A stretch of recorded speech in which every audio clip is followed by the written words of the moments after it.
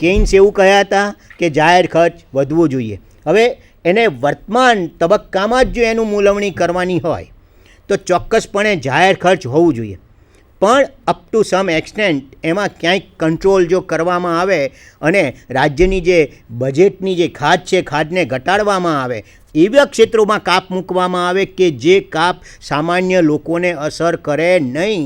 એવી રીતે જો જાહેર ખર્ચમાં કાપ મૂકીને પણ જો સરકાર આપણને સેવાઓને વસ્તુઓ પૂરી પાડી શકતી હોય તો એમાં જાહેર ખર્ચ એ ફુગાવો જ ઊભો કરે, હંમેશા એવું કહેવું યોગ્ય છે નહીં. મિત્રો, સરકાર જેમ જાહેર ખર્ચ કરે છે, જાહેર ખર્ચ સતત વધતું રહે છે.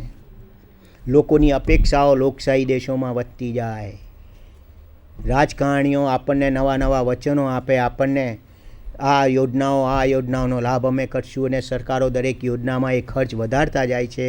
બીજું, બિનવિકાસીય ખર્ચ પણ વધતો જાય છે. સરકારનો પગાર ધોરણો ઊંચા જાય કર્મચારીઓના, એમાં પણ ખર્ચ વધતું જાય.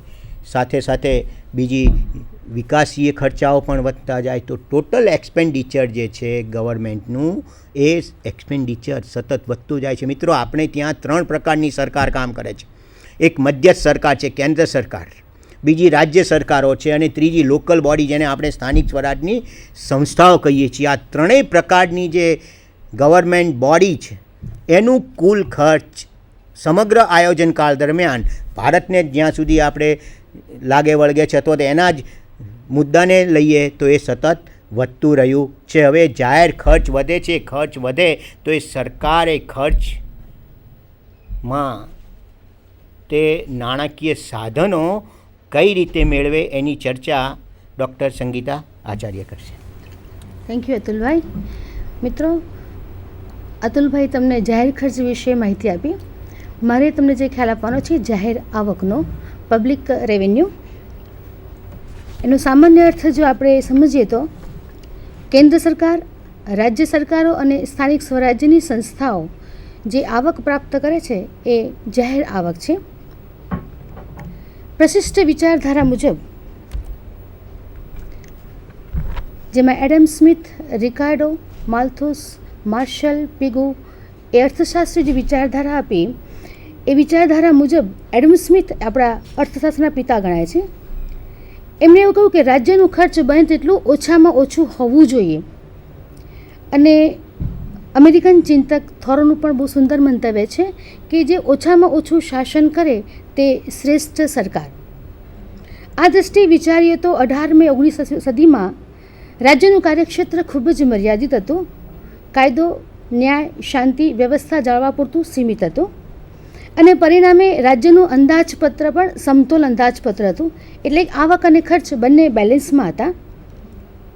અને આ અર્થશાસ્ત્રીઓ માનતા હતા કે અર્થતંત્રમાં સ્વયં સમતુલા પ્રાપ્ત થાય છે, અને સ્વયં સમતુલા માટે વેતન, વ્યાજ અને ભાવોમાં એવા સ્વયં ફેરફારો થાય છે કે વેતનના પરિવર્તનો એ અર્થતંત્રમાં પૂર્ણ રોજગારી લાવે છે, ભાવના ફેરફારો વસ્તુ બજારમાં સમતુલા લાવે છે, અને વ્યાજના ફેરફારો બચત અને મૂડીરોકાણમાં સમતુલા લાવે છે. એટલે સ્વૈર વિહારી અર્થતંત્રની વાત પ્રશિષ્ટ વિશ્લેષણમાં છે. અને રાજ્યનું કાર્યક્ષેત્ર પણ એ સમયે ખૂબ મર્યાદિત હતું, એટલે પોલીસ રાજ્યો તરીકે એ રાજ્યો ઓળખાતા. પછી 1850માં કન્સેપ્ટ બદલાય છે. 1850માં જે ઔદ્યોગિક ક્રાંતિ થઈ, એ ઔદ્યોગિક ક્રાંતિને પરિણામે ઘણા બધા પ્રશ્નો, આર્થિક પ્રશ્નો, સામાજિક પ્રશ્નો સર્જાયા. રાજ્યનો હસ્તક્ષેપ અનિવાર્ય બન્યો, અને પછી ધીરે ધીરે કલ્યાણ રાજ્યની વિભાવના ઊભી થઈ. 1929ની મહામંદીમાં પણ પ્રશિષ્ટ વિશ્લેષણ નિષ્ફળ પુરવાર થયું. પ્રોફેસર કેઇન્સે તેમના પુસ્તક the general theory of employment, interest and money નામના પુસ્તકમાં બહુ ક્રાંતિકારી વિચારો આપ્યા, અને એમાં એમણે રાજકોષીય નીતિનું મહત્ત્વ સ્વીકાર્યું. રાજકોષીય નીતિનો સામાન્ય અર્થ એવું કહી શકીએ કે રાજ્યની આવક, ખર્ચ અને દેવા અંગેની નીતિ એ રાજકોષી નીતિ છે. એટલે રાજકોષી નીતિનું એક મહત્વનું અંગ જાહેર આવક છે એમ કહી શકાય.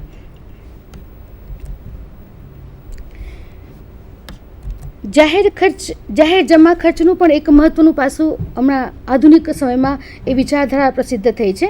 અને એમાં ડાલ્ટનની વ્યાખ્યા બહુ સુંદર છે કે જાહેર સંસ્થાઓની આવક અને ખર્ચ સાથે સંબંધ ધરાવે છે, તેમજ તે બંને એકબીજા સાથે કેવી રીતે મેળ બેસાડે છે તેની સાથે નિસ્બત ધરાવે છે. Professor Keynes, professor Lerner, professor Hansen તેના પુરસ્કર્તા હતા. આયોજિત વિકાસની સાથે ખર્ચનો વધારો એ અનિવાર્ય હતો અને એ ખર્ચને પહોંચી વળવા માટે આવક પ્રાપ્તિ માટે જાહેર આવકનું મહત્ત્વ સ્વીકારાયું છે. સાહેબે જે વાત કરી કે રાજ્યનું કાર્યક્ષેત્ર વિસ્તૃત બનતું ગયું છે અને એના અનુસંધાનમાં રાજ્ય આવકના સાધનો ઊભા કરવા પડશે અને રાજ્યની આવકના જે સાધનો છે એમાં મહત્ત્વના સાધનોમાં રાજ્યની મિલકતમાંથી થતી ઉપજ, એટલે કે રાજ્યની માલિકીની જે મિલકત છે, ફોર એક્ઝામ્પલ જંગલો છે, ખાણો છે, રાજ્યના મકાનો છે, એનું જે આવક છે એ રાજ્યની આવક છે. ત્યાર પછી છે રાજ્ય સંચાલિત વેપાર ઉદ્યોગોનો નફો. રાજ્ય સંચાલિત વેપાર ઉદ્યોગો જેમ કે લોખંડના કારખાના, પોલાદના કારખાના અને અન્ય જે કારખાના જે જાહેર ક્ષેત્રના સરકારના છે, જે સરકાર પોતે હસ્તગત છે, રેલવે છે, તાર છે, ટપાલ છે, એની ઇન્કમ પણ સરકારને પ્રાપ્ત થાય છે. એટલે એ ઉદ્યોગોની આવક પણ કેન્દ્ર સરકારની છે. કરવેરાની આવક એ રાજ્યની આવકનું બહુ જ મહત્ત્વનું અને સૌથી મોટું સાધન છે. એના વિશે હું પછી આગળ વાત કરું છું.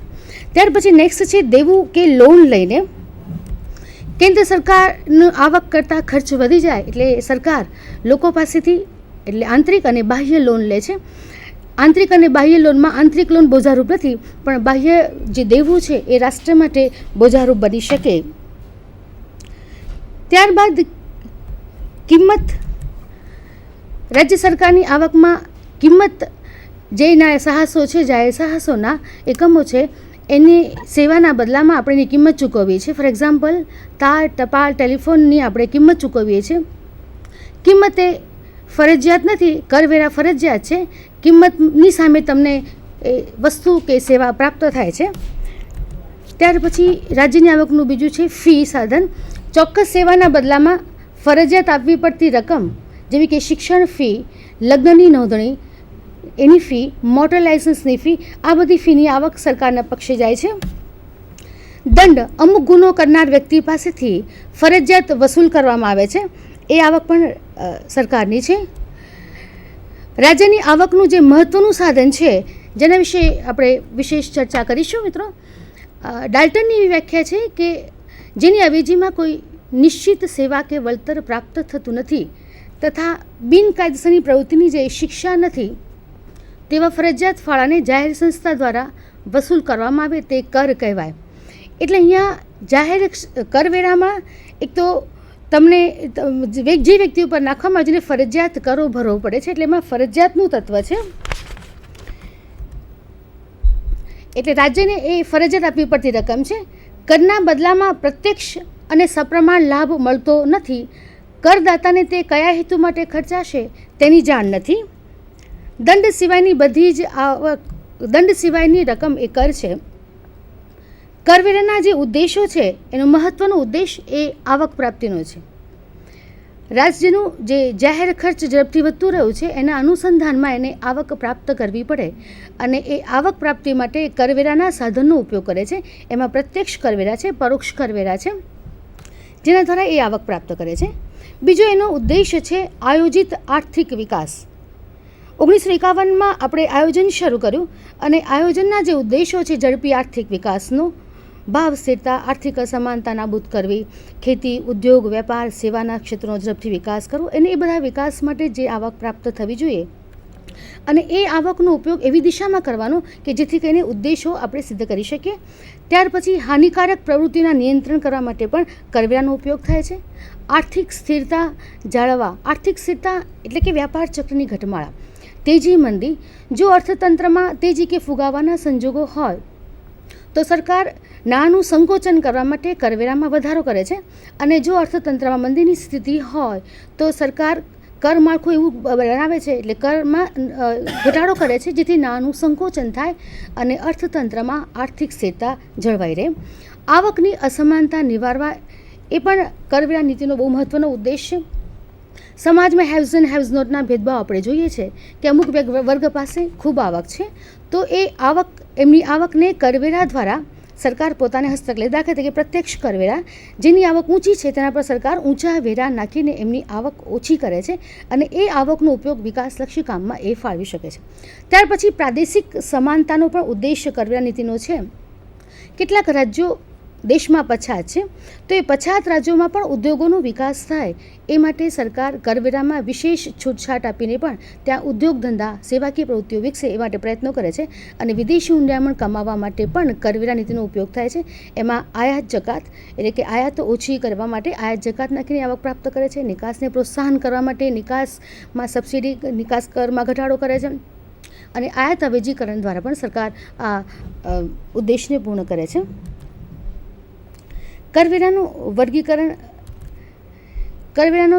કરવેરાના ભારણને આધારે જે વર્ગીકરણ કરવામાં આવે છે એમાં પ્રત્યક્ષ કરવેરા અને પરોક્ષ કરવેરા એ બે direct taxes and indirect taxes. પ્રત્યક્ષ કરવેરા એટલે જે વેરામાં નાણાકીય બોજો અન્ય વ્યક્તિ પર ખસેડી શકાતો નથી. કરઘાત અને કર સંપાત એક જ વ્યક્તિ પર થાય છે, એટલે કે જેના પર કર નાખવામાં આવે છે એ જ વ્યક્તિને એ કર ભરવો પડે છે. કર સંપાત પણ એ જ છે. ફોર એક્ઝામ્પલ, આવકવેરો, ખર્ચવેરો, સંપત્તિ વેરો, મિલકત વેરો એ પ્રત્યક્ષ કરવેરાના ઉદાહરણો છે.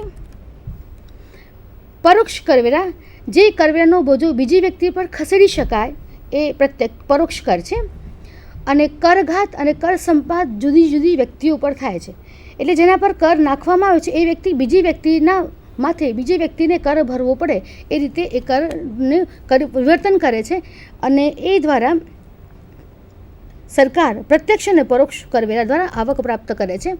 પરોક્ષ વેરામાં વસ્તુઓ સેવા પરના કરવેરા, વેચાણ વેરો, આબકારી જકાત, કુલ કરવેરાની આવકમાં તેનો હિસ્સો ઘણો બધો ઊંચો છે.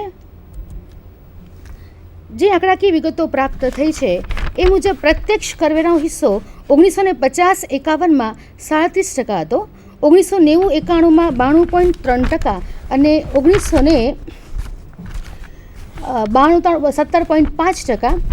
2004 અને 5માં પ્રત્યક્ષ વેરાનો હિસ્સો 43.3% થયો છે.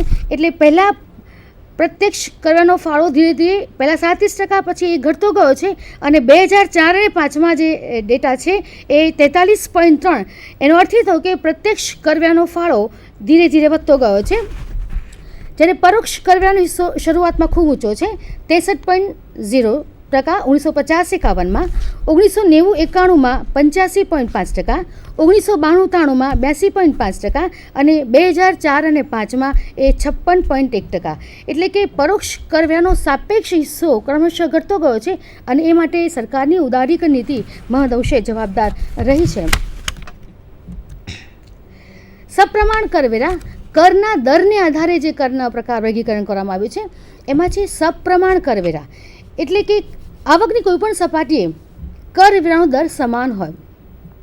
દાખલા તરીકે આવક પર 10%નો દર ફિક્સ છે ટેક્સનો, ઇન્કમ ટેક્સનો, તો 10,000 રૂપિયા કમાતી વ્યક્તિ પણ 10% લેખે ટેક્સ ભરશે અને 20,000 રૂપિયા કમાતી વ્યક્તિ પણ 10% લેખે ટેક્સ ભરશે. એટલે અહીંયા કરનું જે પ્રમાણ છે એ સપ્રમાણ છે, એમાં આવક વધે કે ઘટે તો પણ દર યથાવત રહે છે. પછી પ્રગતિશીલ કરવેરા, વ્યક્તિની કર ભરવાની શક્તિ વધે તેમ કરવેરાનો દર વધે છે. દાખલા તરીકે 10,000 રૂપિયાની આવક ઉપર 10% લેખે ટેક્સ હોય અને 20,000ની આવક ઉપર 20% લેખે ટેક્સ હોય, એટલે વ્યક્તિની કર ભરવાની શક્તિ વધે તેમ આ કરનો દર પણ વધે છે. વર્તમાન સમયમાં જે આપણે પ્રત્યક્ષ કરવેરાની આવકવેરામાં ખાસ કરીને જે માળખું છે એ આ પ્રકારનું છે કે રૂપિયા 1,60,000 સુધીની કરમુક્તિ છે. પછી 1,60,000થી 5 લાખ સુધી પર આવક ઉપર 10% લેખે ટેક્સ છે. 5 લાખથી 8 લાખની આવક ઉપર વાર્ષિક 20% લેખે ટેક્સ છે અને 8 લાખથી ઉપરની આવક ઉપર એ 30% લેખે ટેક્સ સરકાર ઉઘરાવે છે. તો એનો અર્થ એવો થયો કે જેમ જેમ આવક વધે છે એમ કરવેરાનો દર પણ વધે છે, જે પ્રગતિશીલ કરવેરા સૂચવે છે.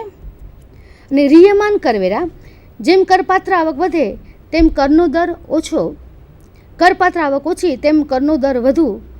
સામાજિક ન્યાયના સિદ્ધાંતનો અહીંયા ભંગ થાય છે, એટલે કે આવક વધે છે એમ કરનો દર ઓછો થાય છે. પ્રક્રિયાના પ્રકાર: આવક પરના કરવેરા, મૂડી અથવા મિલકત પરના કરવેરા, કિંમત અનુસાર અથવા વિશિષ્ટ કરવેરા, જેમાં વસ્તુના વજન કે કદ પ્રમાણે કર લેવામાં આવે છે. કેન્દ્ર સરકારના કરવેરા. મિત્રો, કેન્દ્ર સરકારના કરવેરાની યાદી અહીંયા સુંદર રીતે બતાવી છે કે એમાં સરકાર જે આવક પ્રાપ્ત કરે છે એમાં ઘણી બધી વસ્તુઓને એ વેરા દ્વારા આવરી લે છે. ફોર એક્ઝામ્પલ, ખેતી સિવાયની આવક પર વેરો, કંપનીના વેરા, કસ્ટમ ડ્યુટી, આબકારી જકાત, ખેતીની જમીન સિવાયની વ્યક્તિઓ અને કંપનીઓના અસ્કયામતોના મૂડી મૂલ્ય પરનો વેરો, નાણાકીય મુસદ્દા પર લેવાતી સ્ટેમ્પ ડ્યુટી, શેર બજાર અને વાયદા બજારમાં થતી લેવડ દેવડ પર સ્ટેમ્પ ડ્યુટી સિવાયના કરવેરા, વર્તમાન પત્રોની ખરીદી કે વેચાણ તથા જાહેર ખબરો પરના કરવેરા, રેલવે નૂર તથા ભાડા પરના કરવેરા, રેલવે, દરિયા કે હવાઈ માર્ગે હેરફેર કરતા માલસામાન અને પ્રવાસીઓ પરના ટર્મિનલ કરવેરા, આંતરરાજ્ય વેપાર દરમિયાન માલની ખરીદી વેચાણ પરના કરવેરા. હવે રાજ્ય હસ્તકના કરવેરા, રાજ્ય સરકાર જે કરવેરા નાખે છે એ આ પ્રમાણે છે: જમીન મહેસૂલ, ખેતીની આવક પરના કરવેરા, ખેતીની જમીન પરનો વારસા વેરો અને એસ્ટેટ ડ્યુટી, જમીન અને મકાન પરનો વેરો,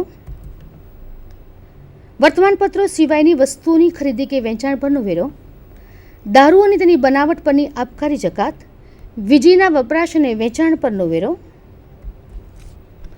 પ્રાણીઓ તથા હોડીઓ પરના વેરો, નાણાકીય મુસદ્દાઓ પર સ્ટેમ્પ ડ્યુટી, રસ્તાઓ અથવા આંતરિક જળ વ્યવહાર દ્વારા હેરફેર, માલસામાન તથા પ્રવાસીઓ પરનો વેરો,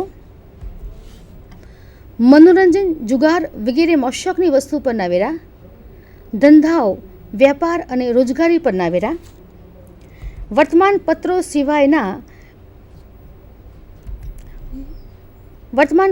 સિવાયની જાહેર ખબર પરના વેરા. આમ કેન્દ્ર સરકાર અને રાજ્ય સરકારો વિવિધ રીતે કરવેરા દ્વારા પોતાની આવક પ્રાપ્ત કરે છે. અભ્યાસ એવું કહે છે કે કેન્દ્ર સરકારના જે કાર્યોનું ક્ષેત્ર છે એ લગભગ 97 જેટલા કામો કેન્દ્ર સરકારે કરવાના છે, 66 જેટલા કાર્યો રાજ્ય સરકારના છે અને 47% જે કામ છે, 47 કામનું જે યાદી છે ગવર્મેન્ટની, એ કામ બંને સહયોગથી, એટલે કેન્દ્ર સરકાર અને રાજ્ય સરકાર બંને પોતાના સહયોગથી કરે છે. હવે આ બધા જે કાર્યો કરવાના છે રાજ્ય સરકારને, કેન્દ્ર સરકારને, એ માટે એની પાસે પોતાના આગવા નાણાકીય સાધનો હોય એ અત્યંત જરૂરી છે અને એ સાધનોને કેવી રીતે પ્રાપ્ત થાય એ માટે નાણાપંચ ભલામણ કરે છે. નાણાપંચને જે કામગીરી સોંપવામાં આવી છે એ આવકમાંથી કેટલા ટકા હિસ્સો